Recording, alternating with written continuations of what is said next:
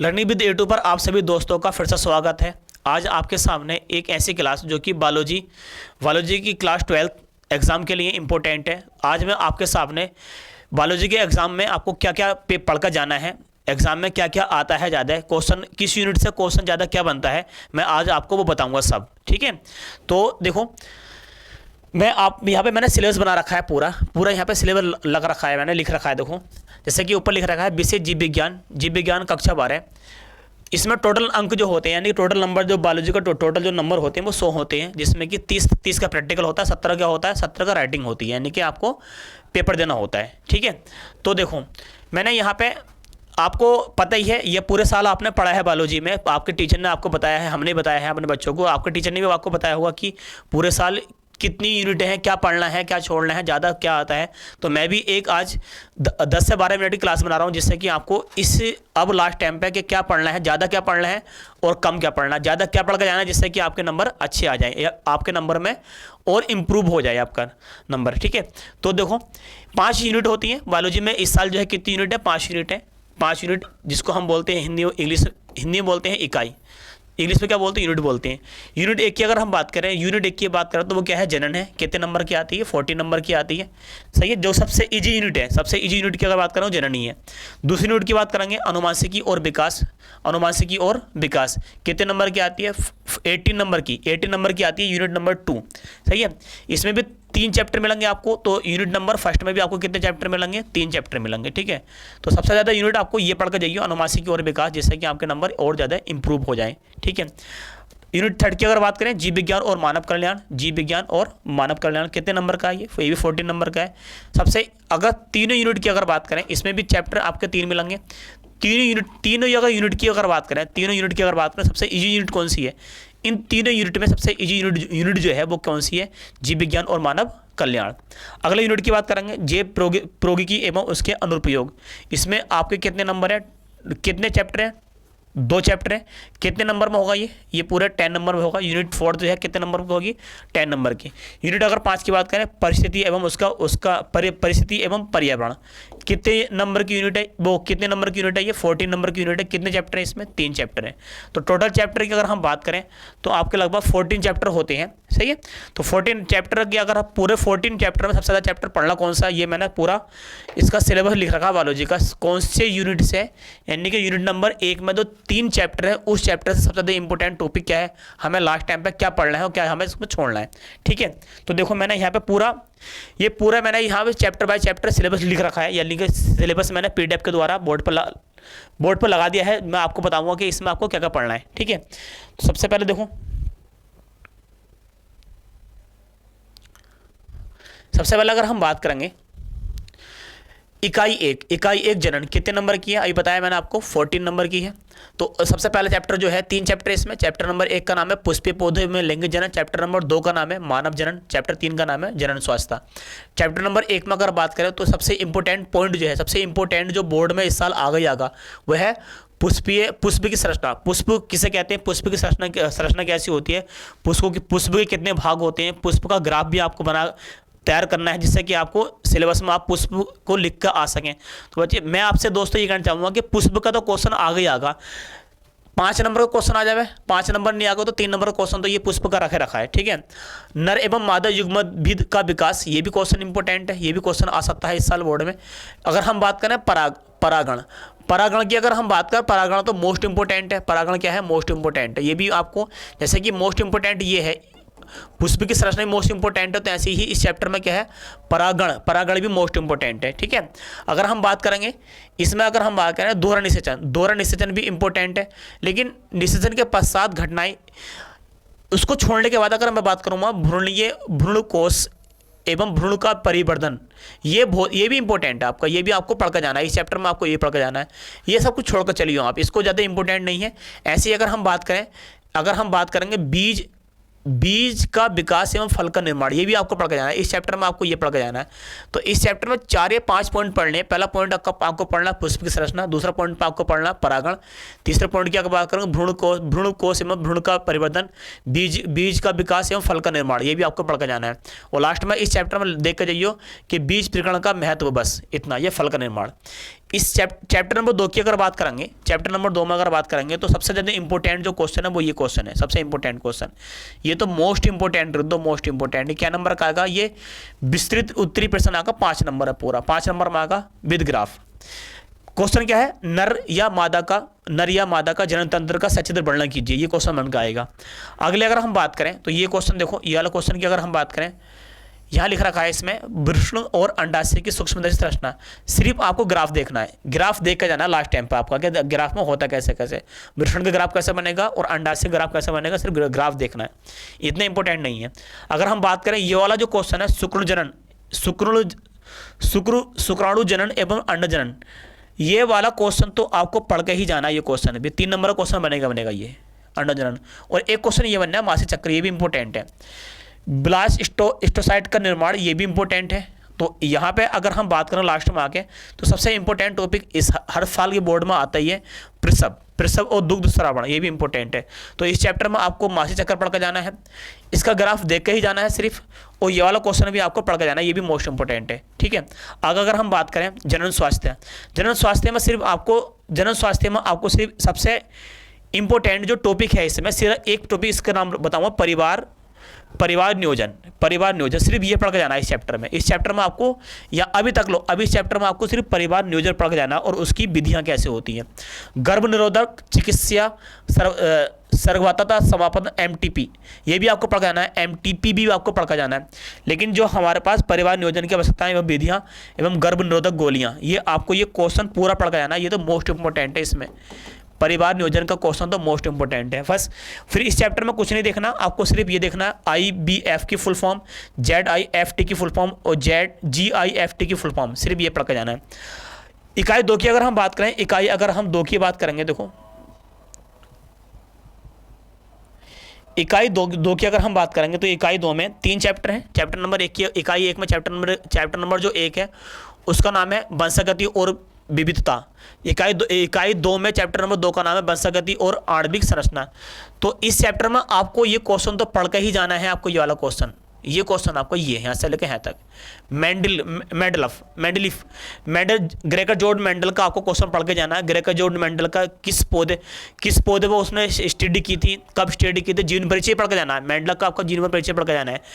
और आपका मेंडल का आपको ग्रेकर जॉर्ज मेंडल का आपका तीनों नियम पढ़ के जाने हैं। प्राकृतिकता का नियम क्या वो आपके जो तीनों नियम, तीनों के तीनों नियम पढ़ के जाने हैं आपको, सही है। इस चैप्टर में अगर हम बात करें तो देखो अपूर्ण प्रभाविता, ये भी इंपॉर्टेंट है, अपूर्ण प्रभाविता भी इंपॉर्टेंट है, ये भी आपको पढ़ के ही जाना है, ये आपको टिप्पणी के रूप में लिखा आएगा। फिर कहते हैं सह प्रभाविता, ये भी इंपॉर्टेंट है, सह प्रभाविता भी इंपॉर्टेंट है। अगला अगर हम बात करें तो इसमें रुधिर वर्गों का वंशगति, ब्लड आएगा इसमें, इस चैप्टर से ब्लड आएगा, ठीक है। क्योंकि ये जो यूनिट है कितने नंबर के, 18 नंबर के, तो ज़्यादा ये तो यूनिट आगे ज़्यादातर, यानी कि कहने का मतलब ये है कि इस चैप्टर में से यूनिट बनेगी, इस यूनिट से जो है ना क्वेश्चन बन के आएगा, क्योंकि यूनिट कितने नंबर की, 18 नंबर की है, क्वेश्चन तो बन के ही आएगा इसमें से, ठीक है। लास्ट में अगर हम बात करेंगे तो आपको देखो यहाँ पे लिख रखा है लिंग निर्धारण भी बहुत ही मोस्ट इंपॉर्टेंट है, ये भी आपको पढ़ कर जाना है। और मनुष्य, पक्षी, मधुमक्खी, सैगलनता और जीन भिन्नीय लिंग सैगलनता वंशगति, यानी कि लिंग निर्धारण जो होगा वो मनुष्य में कैसे होगा, पक्षी में कैसे होगा, मधुमक्खी में कैसे होगा, सैगलनता में कैसे होगा, तो आपको ये क्वेश्चन पूरा ही पढ़ कर जाना है, ठीक है। अगर बात करें हीमोफीलिया, लिंग सैलगन वंशगति हीमोफीलिया। फिर वर्णात्मता, ये भी इंपॉर्टेंट है, वर्णात्मता, इसके 4 से 5 क्वेश्चन हैं, जो कि बायोलॉजी की बुक में 4 से 5 क्वेश्चन है, तो 4 से 5 क्वेश्चन पढ़ के जाने हैं आपको वर्णात्मकता पे, ठीक है। मनुष्य में मेंडली विकार, ये छोड़ना है आपको, और ये वाला क्वेश्चन तो आपको सिर्फ पढ़ के ही जाना है। ये सिंड्रोम क्या है आपका, डाउन सिंड्रोम है या आपका टर्नर सिंड्रोम या क्लेनिसफेल्टर सिंड्रोम, ये तो आपको पढ़ के ही जाना है, ये तो क्वेश्चन बन के ही बनेगा।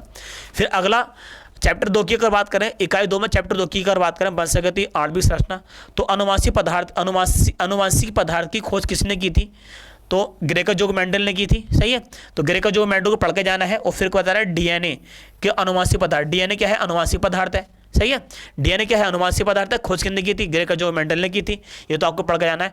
डीएनए और आरएनए में अंतर, डीएनए और आरएनए में अंतर मोस्ट इंपॉर्टेंट है, केमिस्ट्री के बेस से भी और बायोलॉजी के बेस से भी, केमिस्ट्री के बेस से भी बायोलॉजी के बेस से भी बहुत इंपॉर्टेंट है डीएनए और आरएनए में अंतर।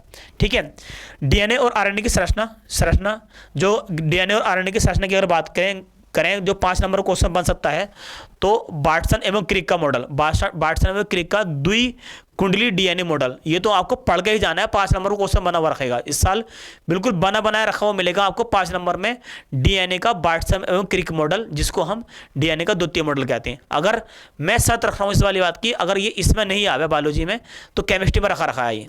तो इसलिए मैं आपको कह रहा हूँ कि अगर आपने तैयारी करी भी ली डीएनए का बार्टसन क्रिक मॉडल, तो भले से आपका बायोलॉजी में नहीं आवे लेकिन केमिस्ट्री में बन रखा होगा, तो दोनों को पेपर में से कहीं ना कहीं मिलेगा जरूर, तो आपको याद करके जाना है। ठीक है, अगर बात करें यहाँ पे, अगर हम बात करें अनुवांशिक कूट, अनुवांशिक कूट बहुत इंपॉर्टेंट है, अनुवांशिक कूट भी इंपॉर्टेंट है, और जीन अभिव्यक्ति का निगमन ये भी इंपॉर्टेंट है, इस पर पढ़ कर जाना है आपको। फिर लास्ट में आकर सिर्फ आपको ये देखना है कि डीएनए फिंगरप्रिंटिंग ये भी मोस्ट इंपॉर्टेंट, ये क्वेश्चन हर साल आ रहा है, हर साल क्वेश्चन आ रहा है, इस साल भी ये क्वेश्चन डीएनए फिंगरप्रिंटिंग भी इंपॉर्टेंट है। बाकी ओपोरैन या जीनोम, ये जीनोम को सिर्फ देख कर जाइए, सिर्फ जीनोम को देख कर जाइए, बाकी कुछ मत पढ़ो इसमें, सब छोड़ दो, जीनोम प्रोजेक्ट छोड़ दो, हम कह रहे हैं उसको लेंग ओपोरैन छोड़ दो उसको। आपको इस चैप्टर में सिर्फ कहना अनुवांशिक पदार्थ की खोज, डीएनए अनुवांशिक पदार्थ है, ये बात तो चलो याद ही हो गया। सिर्फ क्वेश्चन क्या बना, डीएनए आरएनए में अंतर, डीएनए आरएनए में अंतर, डीएनए आरएनए की खोज किसने की थी, डीएनए और आरएनए का आपको ग्राफ को तैयार करके जाना है। ठीक है, अगर हम बात करेंगे इससे अगले पेज पर बात करेंगे, तीसरे पार्ट की बात करेंगे विकास। पार्ट नंबर 3 का नाम जो है वो क्या बताओ, विकास। इकाई 2 का पार्ट नंबर 3 क्या है, विकास। इसमें अगर हम बात करेंगे तो इसमें जो क्वेश्चन बनकर आएगा वो ये बनकर आएगा, हार्डी बेनबर्ग का सिद्धांत, ये तो बहुत इंपॉर्टेंट है। और आगा उत्परिवर्तन एवं पुनर्योजन, ये भी इंपॉर्टेंट है। ये आपको सिर्फ ये 2 पॉइंट पढ़ कर जाओ ये। और इसमें अगर हम बात करें मानव का विकास, मॉडल सिंथेटिक्स थ्योरी, ये भी इंपॉर्टेंट है, इसमें ये भी इंपॉर्टेंट है, मॉडल सिंथेटिक्स थ्योरी। अगर हम बात करें इसमें तो डार्विन का योगदान भी, हाँ डार्विन का योगदान भी आपको पढ़ के ही जाना है इसमें। पराजीविकता, तुलनात्मक, बस सिर्फ यही पढ़ के जाना है आपको 4 टॉपिक। इकाई 3 की अगर बात करें, इकाई 3 का नाम है जीव विज्ञान और मानव कल्याण, कितने नंबर का है, 40 नंबर का, मैंने बताया था आपको। तो इसमें इकाई 3 में चैप्टर 2 होंगे। चैप्टर नंबर 1 का नाम जो है क्या है, मानव स्वास्थ्य एवं रोग। इसमें आपको सिर्फ क्या पढ़ के जाना है, इसमें पढ़ के जाना है परजीवी, मलेरिया, डेंगू, चिकनगुनिया और आपका फाइलोरेसिस, एस्केरिस, टाइफाइड, जुखाम, निमोनिया, अमीबा, सिसिस, रिंगबार, ये वाले रोग तो आपको पढ़ के जाने हैं। एक फ्री आपको क्वेश्चन बैंक में सिर्फ देखने हैं, रोग किसके द्वारा होता है, उस जीव का नाम क्या है, विषाणु, जीवाणु, कवक या प्लेटिहेलमिंथेस, उसका नाम क्या था, उसका नाम पढ़ना है सिर्फ आपको। नाम पढ़ने के बाद आपको देखना है कि रोग किसके द्वारा होता है, इसके लक्षण क्या है, इसके उपचार क्या है, सिर्फ आपको ये देख कर जाना है। सब ये आप तो जो है मोस्ट इंपॉर्टेंट है, ये तो क्वेश्चन में रखा हुआ मिलेगा आपको बोर्ड में। कोई ना कोई 2 रोग जरूर रखे हुए मिलेंगे आपको बोर्ड में। वो रोग किस जीवाणु से, किस विषाणु से, किस कवक से या किस प्लेटिहेलमिंथेस से होता है, उसका नाम रखो, उसका नाम याद रखो सिर्फ, और रोग के लक्षण और उपचार में 4-5 मेडिसिन याद रखो, जिससे कि आपको क्वेश्चन बन सके। ठीक है, फिर इसमें इसी चैप्टर अगर बात करेंगे तो इस चैप्टर में बात करें तो पितृक्षी, हाँ नशीले, टीका को देखकर चले जाओगे, टीका लिख भी सकते हो, कैंसर को भी देखकर जाओगे, HIV और एड्स, ये पढ़ कर जाइए। HIV और एड्स हर साल आता है बोर्ड में, ऑब्जेक्टिव क्वेश्चन बन सकता है इससे। इसकी बात करें नशीले पदार्थ, ड्रग्स और एल्कोहल का अनुप्रयोग, तो लिख सकते हो आप। अगले इसी इकाई 3 की अगर बात करेंगे तो इसमें दो चैप्टर है। चैप्टर नंबर 2 की बात करेंगे, मानव कल्याण में सूक्ष्म जीव। तो इसमें आपको बाहित मल उपचार पढ़ के जाना है, बाहित मल उपचार, ऊर्जा उत्पादन पढ़ कर जाना है और जैव नियंत्रण पढ़ कर जाना है। ठीक है, और इसमें सिर्फ ये पढ़ कर जाना है बस। और मानव कल्याण में सूक्ष्म जीव का महत्व, ये क्वेश्चन तो पढ़ के जाइए, मानव कल्याण में सूक्ष्म जीव का महत्व क्या है, सूक्ष्म जीव क्या होता है, किसने सूक्ष्म जीव की खोज की थी, और मानव कल्याण में सूक्ष्म जीव का महत्व, अनुप्रयोग, तो ये आपको पढ़ के जाना है। इकाई अगर हम बात करें, इकाई 4 की बात करते हैं। देखो इकाई 4 की अगर हम बात करें, इकाई फोर्थ की अगर बात करें तो इसमें इकाई फोर्थ में 2 चैप्टर होंगे। कितने नंबर की इकाई है, ये भी क्या नंबर की, देखो 10 नंबर की इकाई है। इसमें आपको जो पढ़कर जाना है, आपको सिर्फ ये वाला क्वेश्चन पढ़कर जाना है। पार्ट नंबर 1 में, इकाई फोर्थ के पार्ट नंबर 1 में, जिसका नाम है जे प्रौद्योगिकी एवं सिद्धांत एवं परिक्रम, तो इसमें सिर्फ आपको ये क्वेश्चन पढ़कर जाना है। ये क्वेश्चन पढ़कर जाना है। मोस्ट आईएमपी है, मोस्ट आईएमपी क्वेश्चन है ये, मोस्ट आईएमपी क्वेश्चन। क्या नंबर में, 5 नंबर में क्वेश्चन। ठीक है, अगले पार्ट की बात करेंगे जे प्रौद्योगिकी एवं उसका उपचार, तो इसमें सिर्फ आपको, मैं आपको बता रहा हूँ, इसमें सिर्फ आपको आपको जो है बीटी फसलें पढ़ के जानी है, ट्रांजिशन जीन पढ़ के जाना है और जैव सुरक्षा पढ़ के जाओ इसमें सिर्फ। सही है, बायोपायरोसिस ओवरऑल बायोपायरोसिस पढ़ के जाइए सिर्फ इसमें। ठीक है, इकाई अगर 5 की अगर बात करेंगे, इकाई अगर 5 की अगर बात करेंगे तो इसमें 3 चैप्टर मिलेंगे आपको, 3 चैप्टर मिलेंगे। इसमें भी बता रहा हूँ, देखो इसमें क्या इंपॉर्टेंट है, पारिस्थितिक एवं पर्यावरण।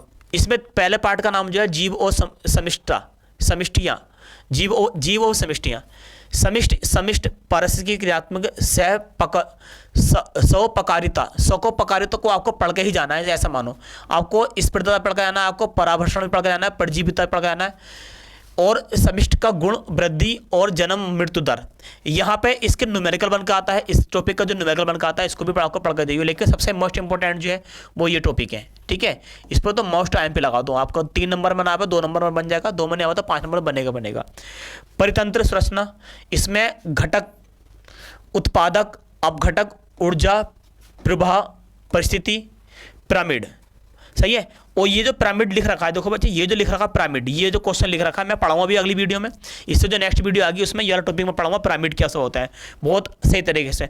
और मैं 110% कह रहा हूँ, मोस्ट इंपॉर्टेंट टॉपिक है ये क्या है, most important topic. Most important topic इसलिए बोल रहा हूँ इसको मैं, मोस्ट इंपॉर्टेंट टॉपिक इसलिए बोल रहा हूँ क्योंकि ये टॉपिक हर साल बोर्ड में आता है। ठीक है, हर साल बोर्ड में आता है पिरामिड। और पिरामिड 3 प्रकार के होते हैं, एक तो होता है जीव संख्या पिरामिड, भार पिरामिड और ऊर्जा का पिरामिड। ये तो आप इस साल 2024 जो भी आपका एग्जाम होगा बायोलॉजी का, आपको तो ये पढ़ के जाना है क्या पिरामिड, जीव संख्या पिरामिड कितने प्रकार का होता है, और ग्राफ। इसका अगर लैंग्वेज लिखना ना हो तो ग्राफ तो आगे आएगा। अगला पार्ट की बात करेंगे, पार्ट नंबर 3 की बात करेंगे, जैव विविधता एवं संरक्षण। इसमें आपको हॉट स्पॉट, संकटग्रस्त और विलुप्त रेड डाटा बुक, ये तो आपको पढ़ के जाना है। RDB, ये तो RDB भी आपको पढ़ के जाना है। बायोस्फीयर रिसर्च तो आपको पढ़ के जाना है कि ये, इसमें क्वेश्चन ये पूछेगा, 110% पूछेगा क्वेश्चन कि हमारे जो बायोस्फीयर रिसर्च के हैं राष्ट्र, जो देश में कहाँ कहाँ हैं, ये कहाँ कहाँ बनाए गए, कौन से राज्य में बनाए गए हैं। और एक क्वेश्चन ये पूछेगा राष्ट्रीय उद्यान, देश में किन राज्यों में राष्ट्रीय उद्यान है ये पूछेगा, और सेंचुरीज यही पूछेगा। फिर आगे देखेंगे तो प्रयागात्मक होगा, यानी कि आपका सिलेबस सिर्फ यही है, यही सिलेबस है। इसकी अगर हम आगे बात करेंगे तो मैंने आपको बताया है कि बच्चे दोस्तों के, मैंने आपको ये बताया है कि आपको इस चैप्टर में से किस चैप्टर में क्या पढ़ना है क्या छोड़ना है, मोस्ट इंपोर्टेंट क्या है। और मैं इससे अगली वीडियो जो लेकर आऊँगा आपके सामने, वो एक ऐसी वीडियो होगी कि आपकी राइटिंग कैसे लिखनी होगी, आपको आपके क्वेश्चन का लिखने का तरीका क्या होगा, मैं पूरा पेपर कराऊंगा। अगली वीडियो पूरा पेपर